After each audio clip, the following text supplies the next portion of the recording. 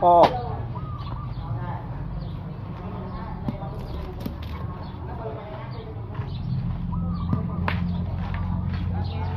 Thịt muối á. Mày nhưng mà thịt muối.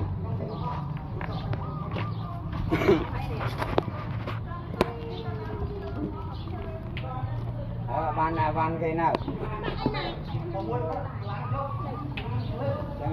Chấm nà tay cột.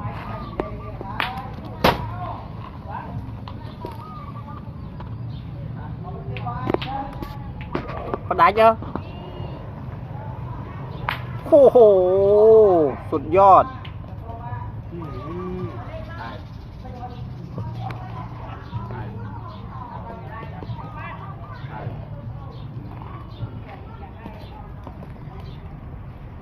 Em xin hề bạn ơi. À, đá nhé, bắt đánh.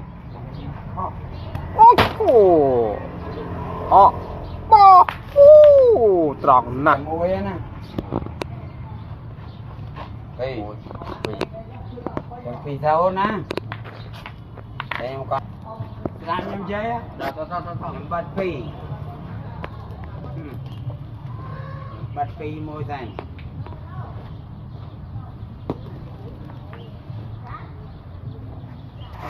Hai em luôn này nữa mạnh ơi.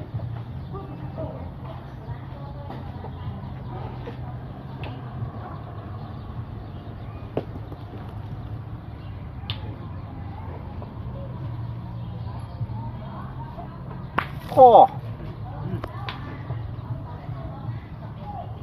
Khô. Trời, đây ai vậy nè.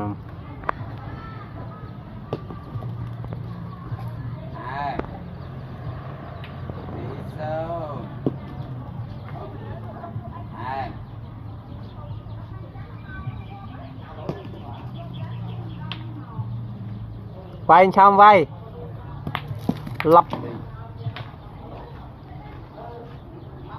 tiện sao vai một tiện ô